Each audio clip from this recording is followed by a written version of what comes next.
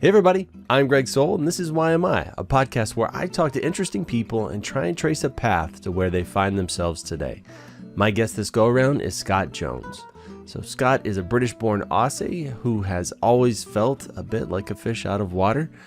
Part of that feeling came to light when he realized recently that he was gay, and now the world literally looks different.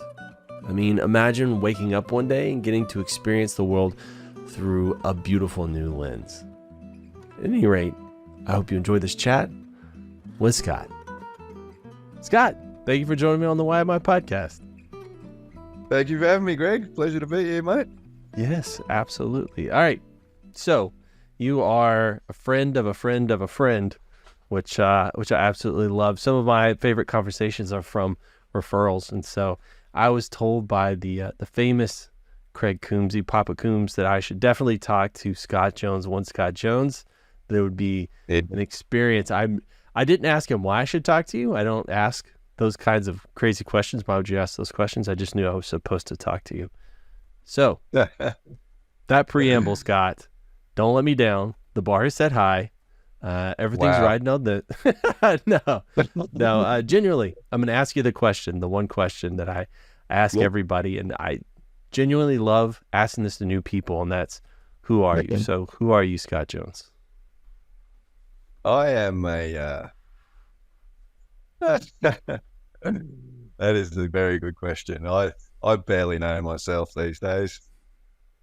I've had some interesting things happen over the last few years. I don't know how far do you want me to go with this sort of stuff? This is essentially, I mean, over time I've learned that when I ask this question, for me, it's everybody sees you as somebody different, right? Your parents see you as one person, your friends see you as something, your coworkers something else. If you have kids, they see you as the biggest moron they've ever met, right? Like literally everybody sees you as somebody different, but only you see the real you inside, right? And so if you were to give yourself a description of who you are inside your body, not necessarily how everybody else sees you, like, how would you describe that? What does that look like? Wow, it's chaotic, I would say. Chaotic. Would be a good description. There's the brain just doesn't stop. It never stops. It just does not shut up. I've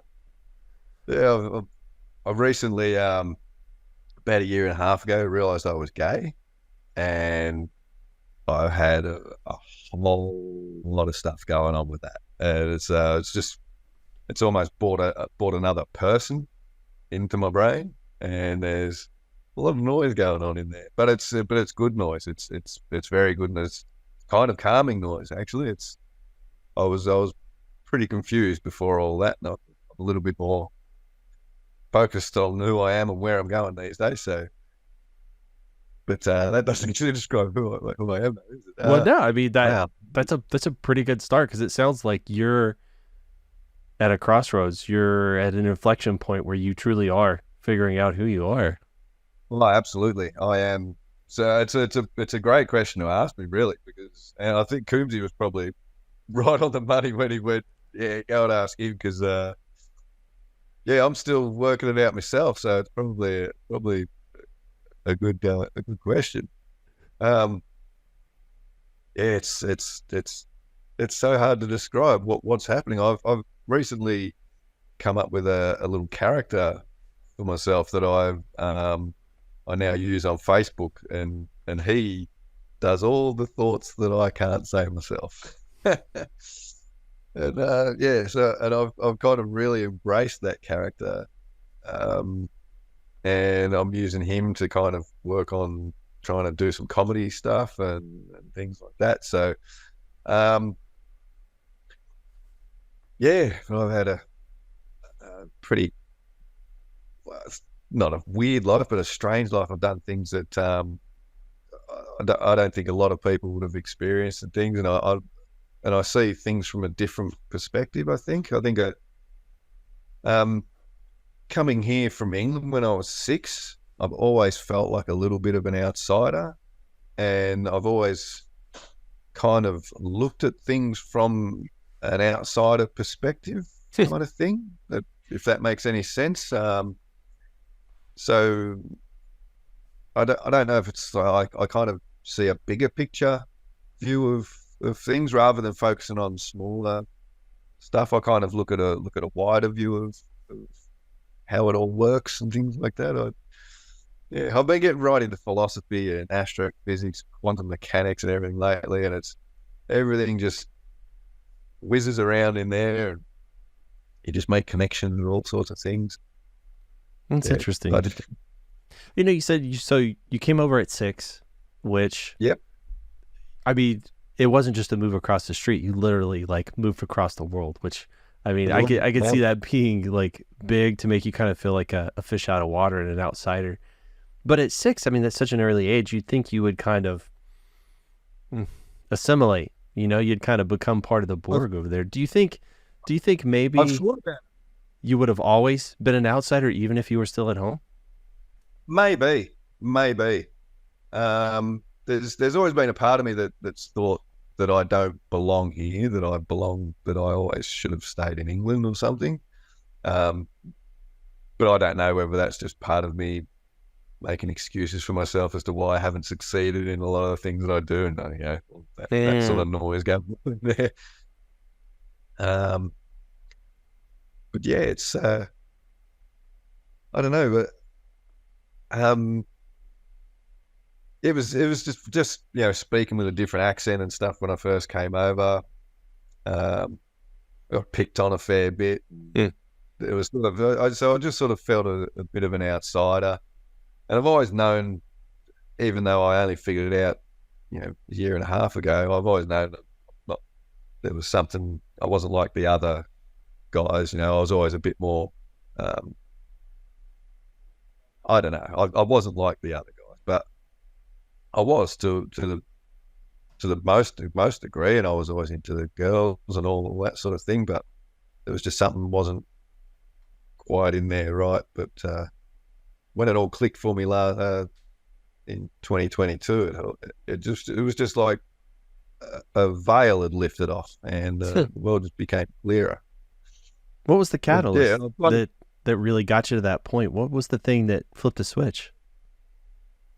I was going through a lot of depression. And I'd been single for about 6 years and just was not having any luck anywhere. And every relationship that I'd had had always ended amicably, always remained friends. And it got me to thinking, like, why is none of this working? Like, we never argue, we don't do any of this, it just doesn't work. So I just bit the bullet one night after being really super depressed, and I just went, okay, I'm going to download Grindr and see what happens. And so I took the plunge, and yeah, I just kind of figured if the guy leans in to kiss me and I flinch a bit, I would know. No, I didn't flinch at all. Okay, this is who I am. So you had an inkling then. There was something that was telling you. Yeah, there was an inkling. Yeah. How far back do you think that goes? Like that, was it just kind of like a little tickle in the back of your mind? I'd had an experience back when I was in my early 20s, and that stuck in my mind. But yeah, well, still there now. Right. Gotcha. And so you've just been ignoring that part of you for however many years. I don't know. Like, I've often thought about that, whether I actually actively pushed it down or because I think I kind of just went with what society tells you to do. You know, society says you're supposed to be with women, so that's kind of what I did. Yeah, I don't know. I'd kind of a couple of times at school I got beaten up by some of the bullies and got called a fag and all that while they were doing it. So that kind of reinforces all that sort of stuff, and you just yeah. But then as soon as I figured it out, I just told everyone immediately because it was such a relief. I was just like, now I know why. Now I know why. Because I've experienced this like with other friends of mine. Did you have anybody else in your life that said, well, of course you are. I've just been waiting for you to say it. Was anybody intuitive and picked up on it? No, no one has said that. Everyone was surprised, Huh. but happy for me. Yeah. Like everyone's been super supportive. Like everyone's been fantastic. Was that the scariest part for you? No, No? not at all. No. What was the No, scariest part then? knocking on that first guy's door. That was that was scary. That was yeah. I was a little bit more nervous than I was coming on this.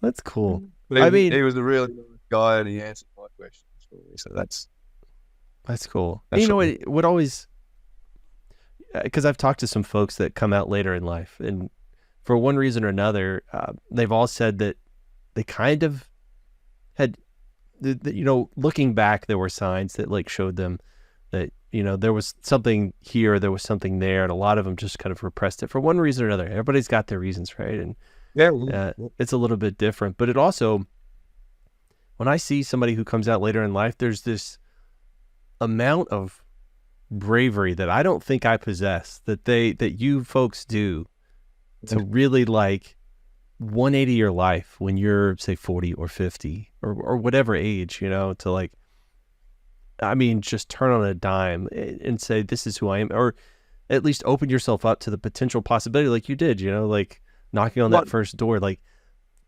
I can't imagine how much courage it must have taken to do it. Do you think that, like, do you ever think about that moment, or like what it would take? I kind of do, because I see that was the point where everything started turning around for me. I've become happier, healthier, everything since I figured it all out, because I was playing the game wrong. I was playing the game I'm not wired to play. I'm wired to play the game the other way, and I've been playing it for 48 years. I played it the wrong way, and now I know how to play it. So, and it's given me confidence. It's given me, the self-loathing is gone. Just everything is so much better. So yeah. So as soon as I figured it out, I didn't hesitate to tell anyone. And I started thinking to myself, now I know why they call it gay, because I'm just happy as fuck. That's fantastic.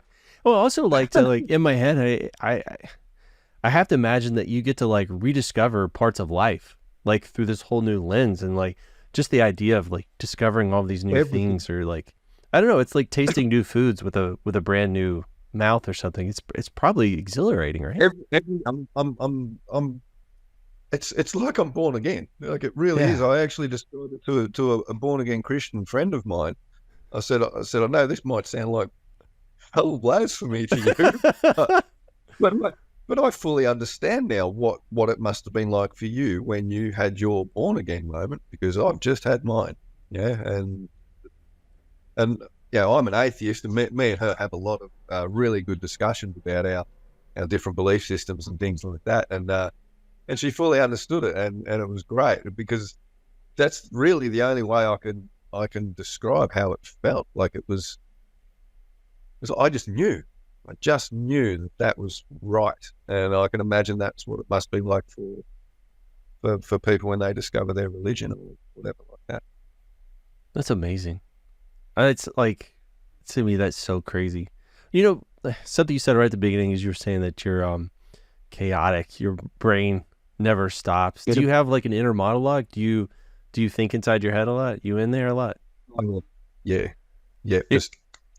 What's so funny is my brain is completely silent. There is no activity inside. I don't think inside my head. The only time I actually like cogitate or really think about stuff is when I do it out loud and have a conversation with somebody. That's when I actually like have epiphanies and discoveries. It's completely silent. Really?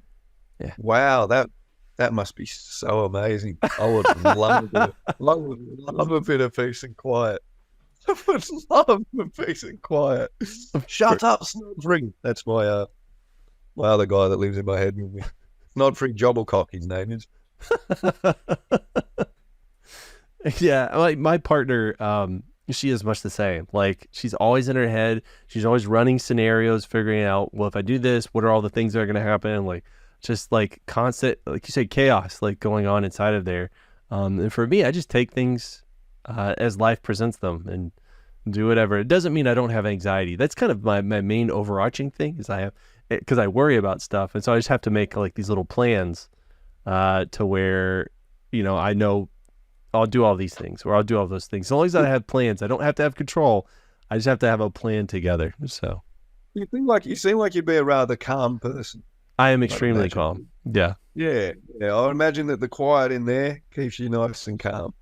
It does. It does. But it also means that there's a lot of, I think a lot of parts of life that are lost to me. So like Scott, you probably think about a lot of things and probably philosophize in your head a lot and come up with interesting thought experiments or ideas or various things like that. And for me, it's mostly just silent. I don't really do that. It's most of mine which is why I gravitate towards people like yourself, because most of my self-discovery comes through having conversations with people who are like that. So, right. But see that would be, I reckon that would be what would make you a good listener, because you're quiet inside. So you're not having your own internal monologue going on and worrying about what you're going to be saying next. You start listening to what other people are saying to you, and then you can do that. Whereas when I'm talking to people, I've got 4 other bloody conversations going on in here. But you know what? Also, mad. Something that like has always made me somewhat envious of folks like you, believe it or not, is I don't come up with brand new ideas very often. It's very seldom that something new. I am mostly an amalgamation of people who, like you, were kind enough to give me their life lessons, and like that becomes my internal, like, I don't know, Rolodex of things to kind of measure against various, like I'm not coming up with new stuff. Mine, I mean, what do they say, Scott? Like there's no new ideas. Everything's been done before. Nothing new under the sun is what they say, isn't it? Well, I think we're all an amalgamation of the people we meet, and we're like emotional vampires. We take stuff away from the people around us. When we're using, some of that wears off, and even with jokes and things like that, you'll just take a joke and it'll be some variation of another joke that you've heard before or something like that, but you've just put your own little twist on it or something. My mind works. It's like a GIF machine. GIFs, the little animated GIFs. Oh yeah. My brain works like those. Like, you can say a sentence, I'll have a GIF will be in my head like a Simpson. Like, I can relate just about anything to a Simpsons moment. You can say anything, and bang, there'll be a Simpsons clip going in my head. My wife, she does the same thing. She can replay conversations in her head that happen, and she could like evaluate people's reactions to it and like what she should have done here and there. That's a whole level of like analysis that I am so thankful I don't have to go through. Yeah, I think you're lucky. I think you're lucky. I would envy that quiet. I really would. Also, but you have know, a superpower. Maybe I would miss all the noise. I don't know, but you do. I'm sure you have a unique gift to be able to understand people a little bit better, or at least predict how they're going to react to various situations, right? Yeah, I like to think so. I think I do see a lot in people. I think I don't know. I've been told I do by some people who I believe do see a lot. So, I don't know if that's any measure to go by, I guess. I don't know. Empathy. I like empathy's big for me. It's a big thing for me. I like to be able to put myself in other people's positions and look at things from their point of view. It helps because I fancy myself as a bit of a writer too, so I like to get inside other people's heads and try and figure out how other people see things, and and if you want to write a convincing character, you have to think like another person. Right? So, is that why you have a character that says stuff on Facebook that you can't? Like kind of I mean, like a writing device sort of thing? Like why is it stuff that you can't say? yeah, he's a writing exercise for me, basically. But yeah, and it's also he's something that because I want to get into stand-up comedy, and I'm thinking of using him just to have those quick-witted comebacks, like straight away. Just say something on Facebook. As soon as someone says something, bang, just hit them back with something as him. And I try and wind people up with him so they can fire things at me, and I can have something come back. I'm never nasty with him. I don't be nasty, but he is all about sexual innuendo. He is a filth man.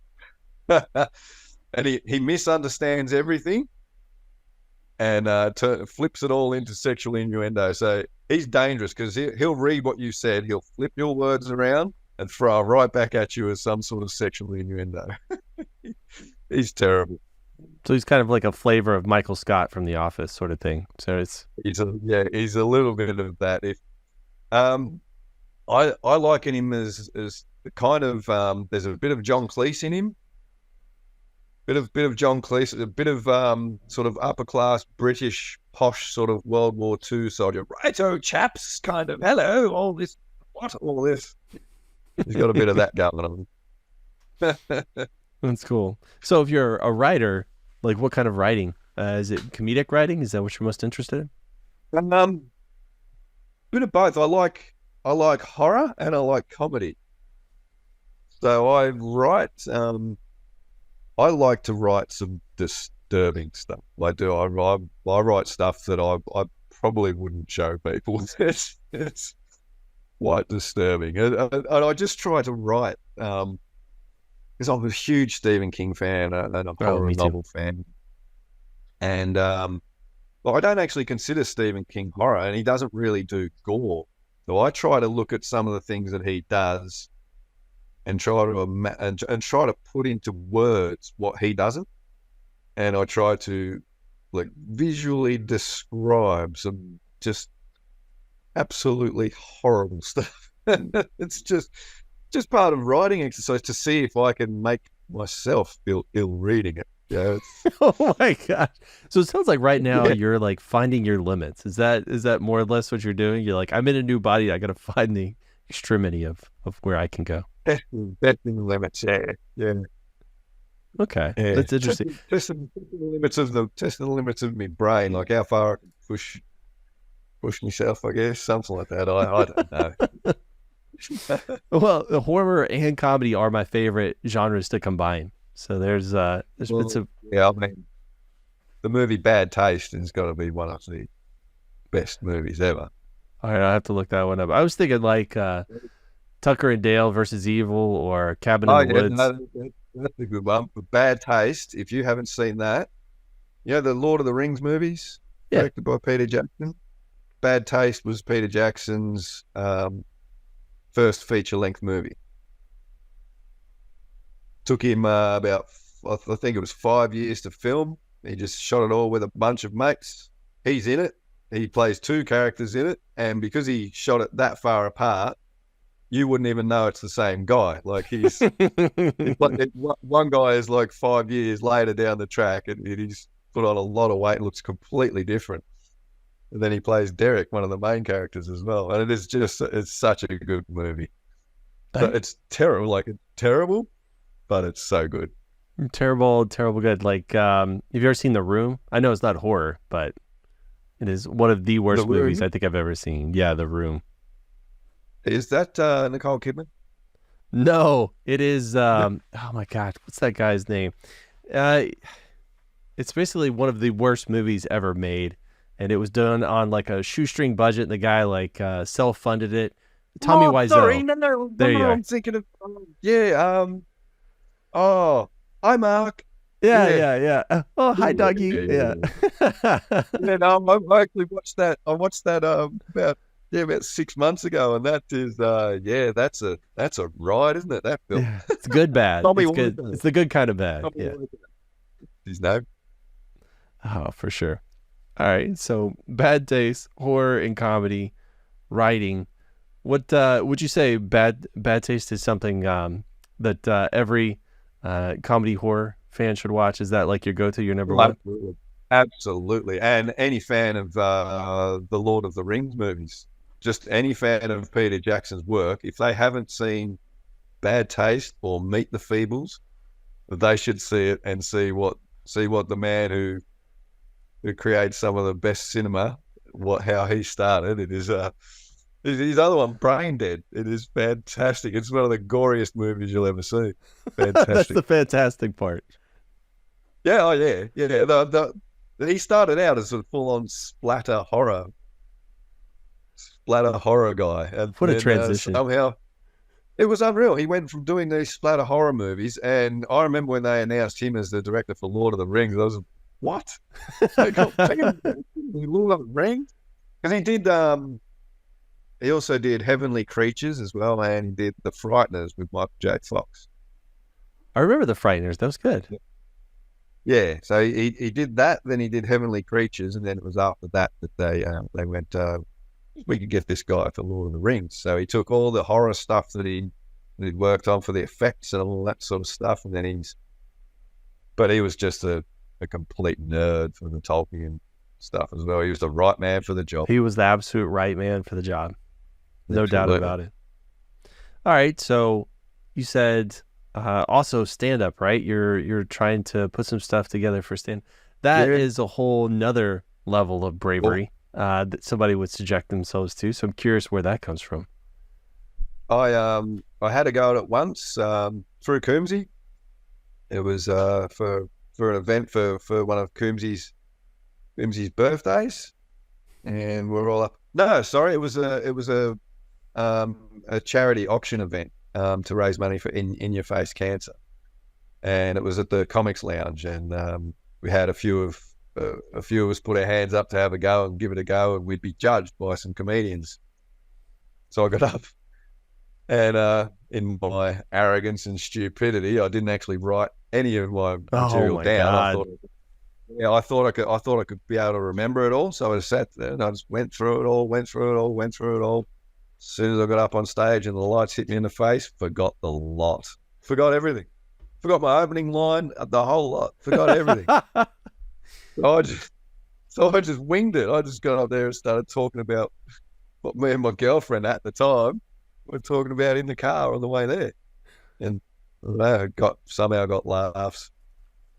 I had the idea, get the crowd all standing up and giving me the finger, and I pulled my phone out and took a photo of it. I've still got the photo of 200 people giving me that with the microphone right in front of me. That was the best bit of the gig for me, because I can't really remember any of the rest of it. I just paralyzed, stood there with my hands behind my back, and it was terrible. And yet you want to take another swing at it.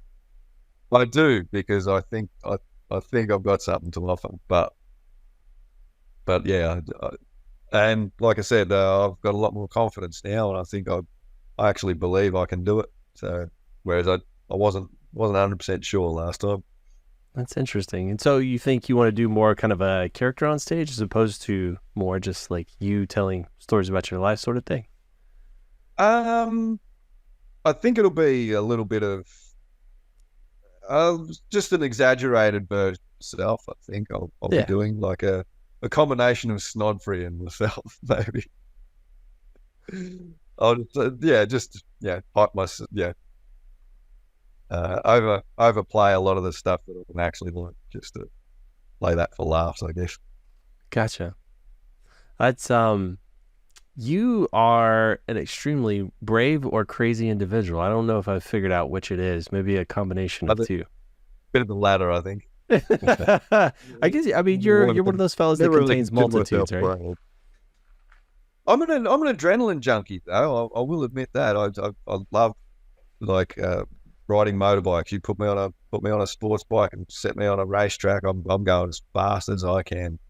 Yeah. Does that go back as far as you can remember? Close as you can get to flying, riding a sports bike on a racetrack. Beautiful, nothing like it. Wow. Have you been that way since you were like a kid? I always loved motorbikes. I didn't get my first bike until I was 20, but then I spent, I think it was about nearly 14, 15 years, I didn't own a car, just had motorbikes, just rode bikes everywhere, rain, hail, shine. I was on my bike. Just loved it. Was that kind of your happy So, place? yeah, but I ended up crashing my bike on a racetrack, just doing a track day, and I'd ridden it there, and insurance didn't cover it, and so I just haven't been able to afford to replace it. No, I haven't got another one. I have pretty bad back issues now, so I think the biking days are over, but we'll see. We'll see. So I'm curious because I've talked to some other people, like whenever they get in kind of that adrenaline space, they like it because it makes their brain quiet. Like all they do is focus on what's at them because they're moving fast and they're just like tunnel vision, and everything gets quiet and simple. I've never thought of it like that, but yep. You're dead right. When you're doing a track day, you just hyper focus, the brain quietens down, and you're just hearing the engine, and off you go. Yeah, the engine, the wind, and just feeling it, just that adrenaline. So yeah, I've never considered myself brave. Stupid, maybe. But yeah, risk taker, I think would be more appropriate than brave. I don't know about brave. I get it. I get it. You put whatever label on it you like. Risk taker. Yeah. Unfortunately for me, that person I'm describing is my youngest kid. Like the more intense the situation, the better he likes it. You know, like things just kind of quiet and slow down, and they can focus. I think for him, I think it's probably like a bit of ADHD. So that adrenaline like just flips that switch in his brain, and he can focus down. Possibly, nicely. yeah, possible. My daughter's diagnosed. She's got ADHD, and I actually wonder if I'm probably undiagnosed myself with a bit of something going on. There's definitely something going on.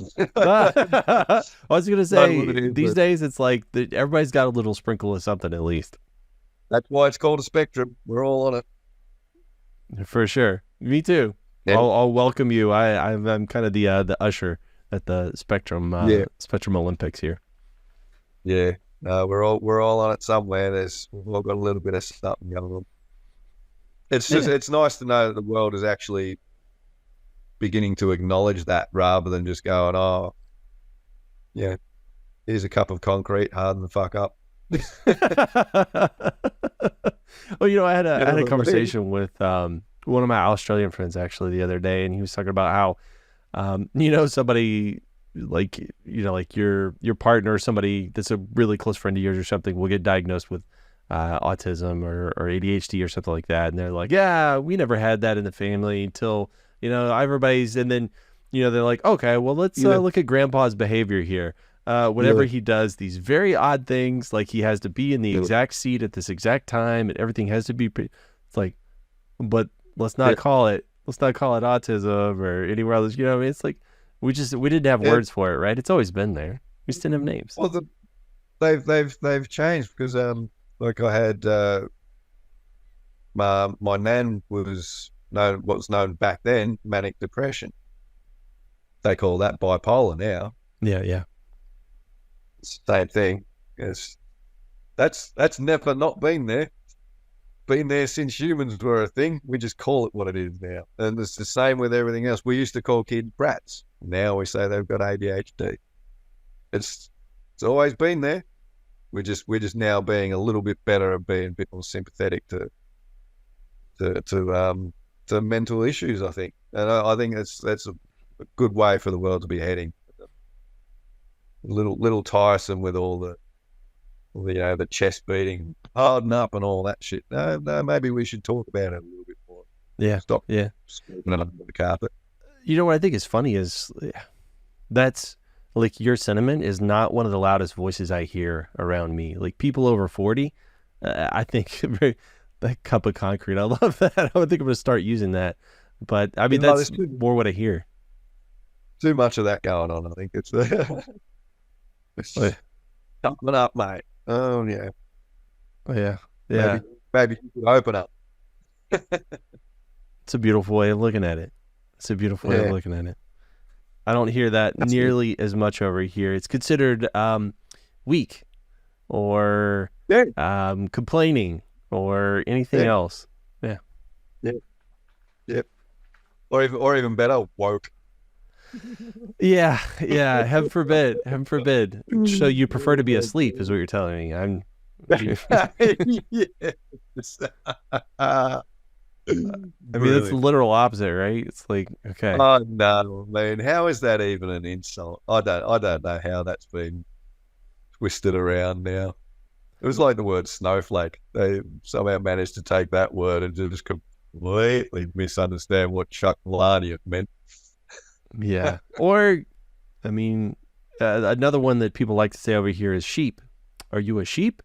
And to me, a sheep is somebody who, I don't know, blindly follows a manuscript that was written maybe eons ago without questioning any of its core contents. I just say, it's like, what you mean there? especially if it's something that you're not allowed to question. Because in my thoughts, you should be able to question absolute everything. Everything around you should be questioned, right? Because how do you know if it's safe or correct or the validity of it? Or, I look at the expiration date on my milk every time I take a drink of it. You know what I mean? Like, I'm just making sure. Look, it's a part of human evolution that we question things. It's how we survived as a species, by questioning things. The people who don't question things, they're going backwards. Yeah. They're evolving. Yeah. And and I understand it. I understand it's all based on fear, right? Fear that I might have to reevaluate my beliefs. It's because your brain fights that. Like, it literally fights you on those things. So the brain does not like change. No.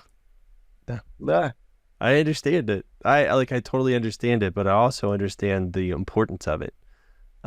Especially some people and somebody in their family will force them, right? Like, you see it over here. Politicians will be very anti-gay, and then lo and behold, one of their kids is gay, and man, guess who's at the next Pride Parade? And I applaud those people for that, because when faced with the difficult choice, they make the correct choice. But what's unfortunate is so many of those people refuse to bend, even for somebody that they care about, that they love. They can't question those beliefs, and that breaks my heart, because there are so many kids, like in our community. Texas is an extremely conservative state, and there's so many LGBTQ plus kids that just are left abandoned, mistreated, and it just breaks my heart. I can imagine. I'm so lucky in the situation that I'm in, being the time in history as well. Like, it's a lot more accepted now. So it's very lucky for me to come out when I did, but I feel terrible for even like just some of the guys that I've met. There was one guy, this poor bloke, he's trapped, he's living a lie, married with 3 kids, and in a well-respected position in the town that he lives in, and he can't tell a soul what he's doing, because it would destroy him, his business, his family, and the poor bloke's living a lie. And to see this bloke who frankly would intimidate me on the street, to have him crying in my arm was a hell of an experience, I'll tell you that. How do you, like, if I tell somebody a lie, it's like a splinter in my brain that screams. Like, I can't. Like, it drives me crazy. I've gotten to the point where I am just honest with people all the time. And I say, if this isn't something I shouldn't repeat, don't tell me. Because, like, although I do have a vault, I understand that, and some people need to share information. But for me, my partner's inside that vault. So it's like, if you tell me something, I'm telling them. So just be ready for that. But how you could have that bifurcation of yourself, like, living like that, knowingly. Like, it's one thing, like, when you don't really know it, you're just, like you, Scott, like, it just wasn't apparent, but to know it, to know that truth, and but I didn't have a family involved or anything, anything like that. He's got a whole life, This guy, it's just, and then yeah, he's certainly not alone. There's thousands of guys out there like that, and there'd be women the same way. It's just unfortunate, really, that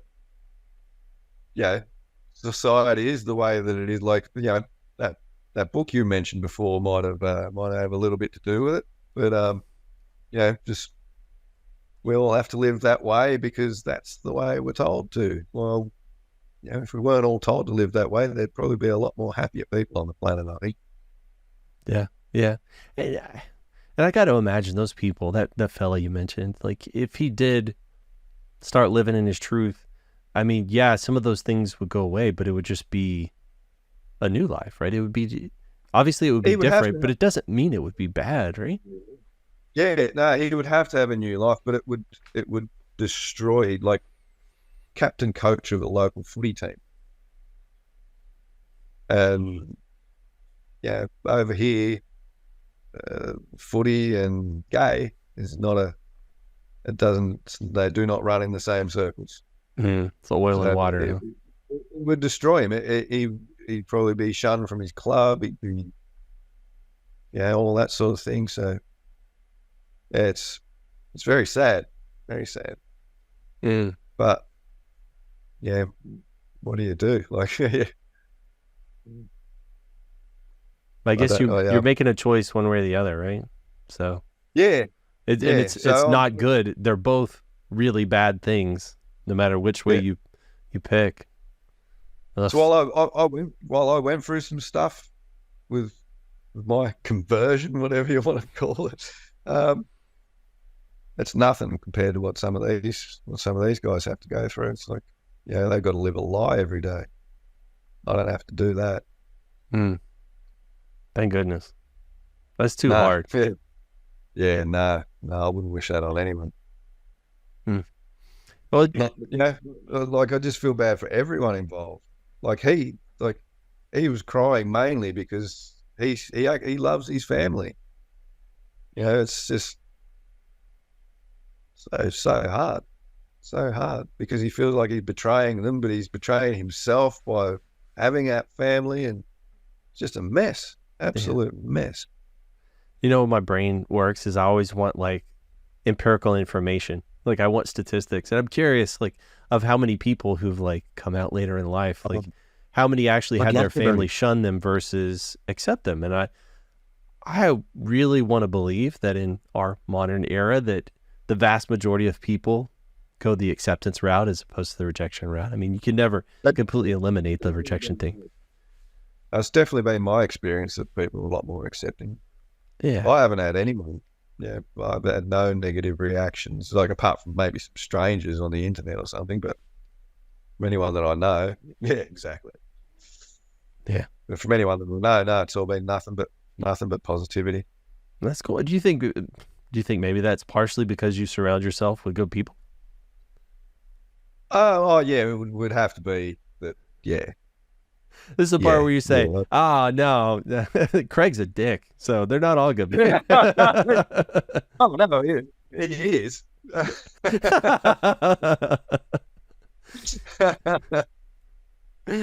he's an amazing. He's amazing. Yeah. The day he and I met for the first time, I met him by saw him on the Adam Hill show. And just sent him a message on Facebook and said, mate, I've just seen you on TV and I just want to follow your journey. And apparently I was the first person to send him a Facebook message after that show aired. And we just became mates instantly. And then the day I met him, he opened the door and it was like meeting an old friend. It was just like we'd known each other for years. We've just been good mates ever since. He's got such an open way about him, doesn't he? Where he's just, if he likes you, he likes you all the way. There's no half measures with that guy. Yeah. I'm a little like that too. Yeah. So if I like you, I'm in. Is that a good behavior?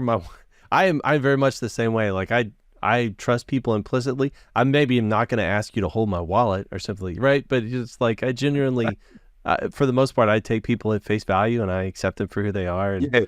my wife is always worried that like, oh, somebody's going to take advantage of you or like hurt you, and that's never been my experience in life. I No, don't know, been pretty lucky. I just don't think there are that many people out there that are really like that. I just don't. I think genuinely most people are decent people. I think so too. Yeah, it's like, again, like I said, I like to look at bigger picture sort of things. I think I have this kind of a little bit of misanthropy going on. Like, yeah, as I look at the humans as a species, I kind of go, not a fan.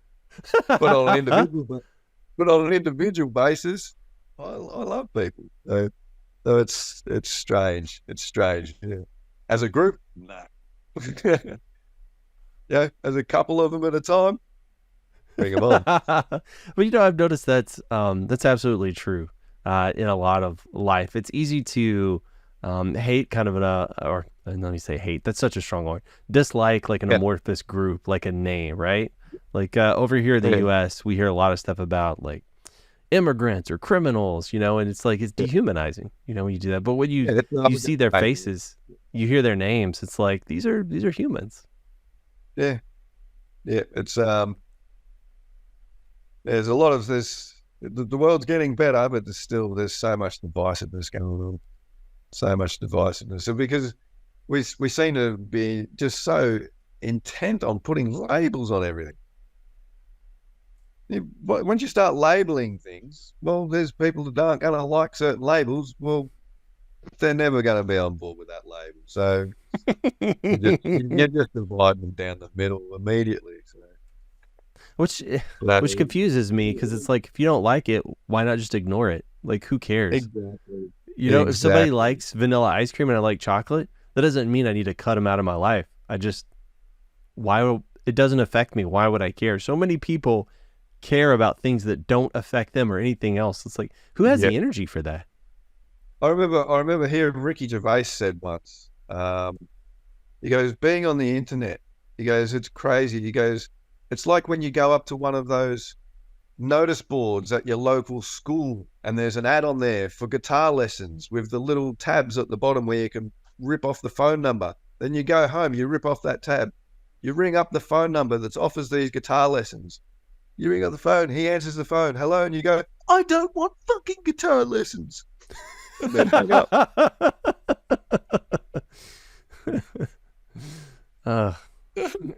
It feels very present. Yes. It's like people are choosing to be offended by stuff. Like, yeah, you actively have to choose to be offended by something.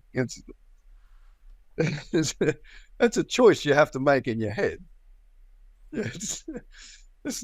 Something isn't just naturally offensive. It's just, or if you decide it's offensive, it's your choice to never examine it and determine why that is offensive. You know what I mean? It's like, I'm choosing to have this always annoy me. It's like, why?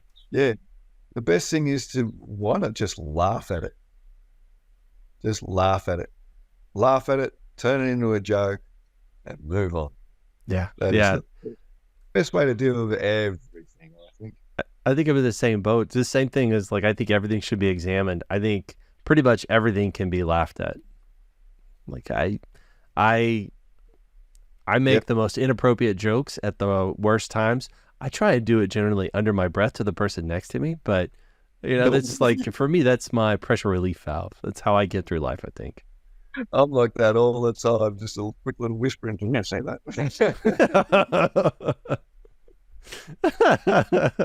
Yeah, laughing loudly, inappropriately at wrong events. Yeah. Oh my God. Oh my gosh. Scott, you are a treat, sir. Well, I see you enjoying your wicker chair. Are you an outdoorsy person? You like hanging outside most of the time? I'm at my parents' place at the moment. This is a lovely little area in Gordon, Victoria. It's Yeah, I do like the outdoors now. For the last 6 years, I've been living in another place, and I was pretty depressed there, going through depression and all sorts of stuff. And now I'm out here, out in the country, and it's all the good air. Hmm. It's all good. All good. All right, man. I'll tell you You can what, Scott. probably hear the birds going off, can you? Oh, man, the noise canceling gets rid of all of them. Oh, okay. Yeah. It's brilliant. I'll tell you what, man, you have been extremely generous with your time. For somebody so nervous to get up and talk, I think you did a brilliant job. So I appreciate that. Or maybe it was your adrenaline junkie that really got you on this call. Either way, I'm so pleased that you came on. Maybe it's the absolutely pleasant host. You had a suspicion. You knew psychically that it was going to work. That's why I didn't watch too much. All right, man. Well, I'll tell you what. I usually take this little bit right here at the end to ask people, is there anything you want to promote, or do you have anything coming up, or if you wanted people to connect with you on the internet, which is a scary thing sometimes, how would you have them go about that? Yeah, I don't really have anything to promote. Actually, I've got some plans in the works, but there's nothing solid yet, so I don't have anything to actually promote. Yeah, no, I don't. All I can say is make the rest of your life the best of your life. That's a philosophy to take on board. I can leave you with that one. That's another one from Coombsy.